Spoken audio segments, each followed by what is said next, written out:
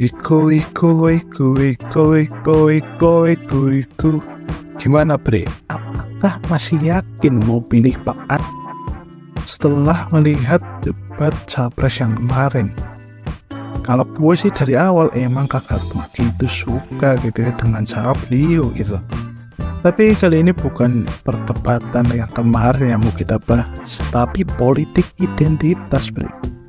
Di era gempuran politik identitas yang marak di mana-mana, ternyata masih ada orang-orang yang berencana buat golput alias kakak milih bre. Kalau menurut gue sih mending lo terima aja tuh amplop terus lo pilih sesuka lo gitu. Tapi enggak ding. Soalnya sekarang kan kalau terima amplop bisa dipidana ya kan. Sorry jadi deh. Tapi makin kesini tuh gue makin sadar dan bahwa tanda-tandanya itu udah banyak banget dan udah secara terang-terangan ditunjukkan gitu bahwa politik identitas ternyata udah menyebar di mana-mana. Nggak cuma di pemilihan presiden aja, namun bahkan sampai kepada percalekan. Bahkan mungkin di luar dari pemilihan kepala daerah dan pejabat-pejabat pemerintahan juga ada tuh yang namanya politik identitas, Bre. Kalau menurut gue sih kenapa ini semua bisa terjadi ya karena lu kagak subs. Jadi politik identitas adalah sebuah alat politik suatu kelompok seperti etnis, suku, ataupun agama, budaya juga iya, atau yang lain dengan tujuan tertentu. Misalnya seperti bentuk perlawanan atau bentuk daripada untuk menunjukkan bahwa keberadaan mereka itu ada, atau menunjukkan jati diri mereka gitu, bahwa mereka itu eksis dan ada gitu. Ini sih kalau kata Google gitu ya, karena tidak apa lagi.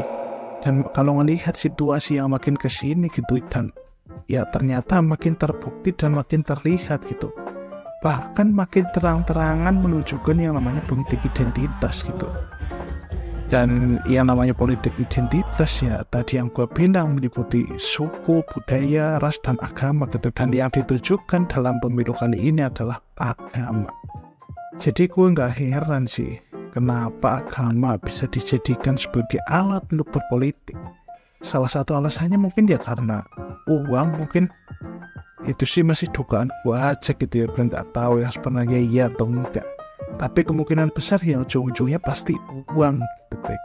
Tapi emang agama powerful itu ya sehingga bisa jadikan alat politik? Ya kalau menurut gue sih iya, agama memang powerful itu karena lebih banyak orang yang punya agama daripada orang yang nggak punya agama, Bre. Dan kalau kita melihat situasi yang sekarang terjadi emang nyatanya begitu. Namun lebih banyak orang yang beragama tapi tidak mencerminkan agama, Bre. Seperti yang dilakukan para oknum-oknum politik identitas ini menurut gue, Bre. Menjadikan agama sebagai alat atau media mereka untuk berkampanye. Ya gak apa-apa sih, tapi ya agak kurang setuju aja sih kalau menurut gue. Dan kalau kita ngelihat ada beberapa contoh politik identitas yang menurut gue sangat-sangat di luar nurul yang udah pernah terjadi.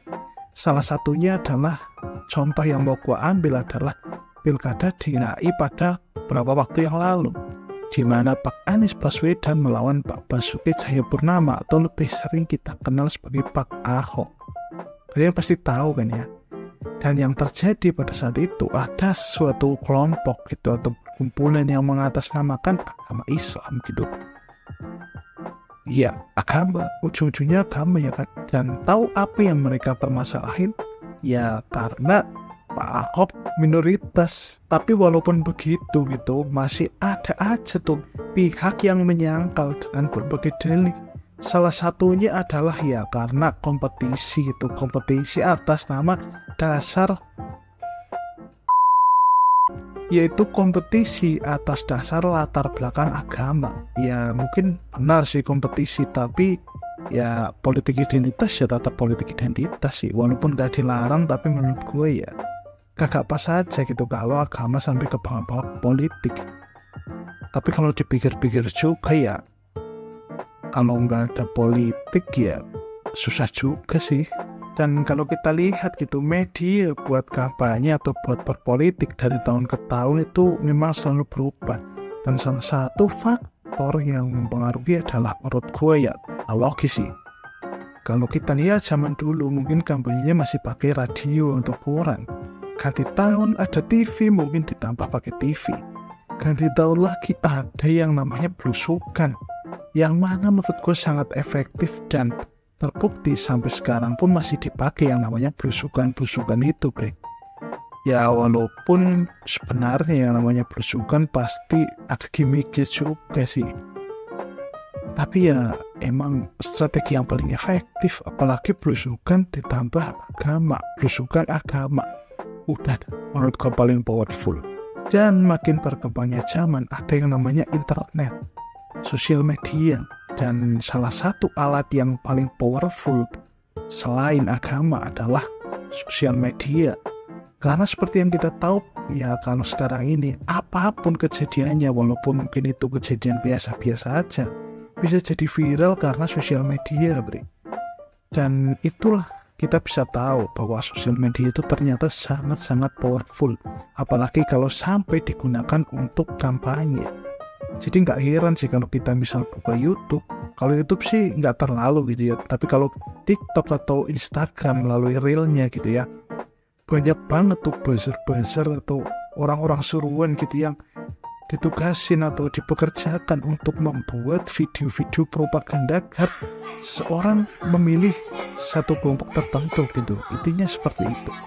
Jadi ya kalau kita lihat memang marketnya di Indonesia gitu ya emang orang-orang yang seperti itu.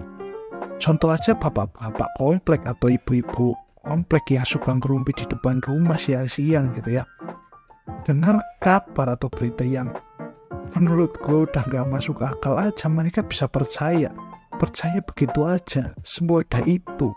Emang boleh ya semudah itu? Ya tapi emang kenyataannya pasar mereka atau target mereka ya orang-orang seperti itu. Dan kebetulan di negara kita ada dan mungkin banyak banget gitu, bre. Sedikit cerita nih tentang hari kemarin, dan ini masih ada hubungannya dengan seberapa powerful yang namanya media. Jadi kemarin tuh gue nonton TV pas malam-malam banget tuh, yang mana kalau malam-malam kita tahu sendiri ya iklan rokok kayak gitu yang bikin hati gak tenang gitu ya. Dan kebetulan juga nggak ada yang rame. Gue nonton berita tuh, dan di situ kebetulan di berita tersebut lagi ngebahas yang namanya bansos. Nah awalnya gue juga heran gitu, ngapain orang-orang malam-malam itu pada ngedebatin yang namanya bansos. Dan setelah gue perhatiin ternyata hanya karena salah satu pejabat Konoha yang ngomong ini bansos dari Pak Anu gitu.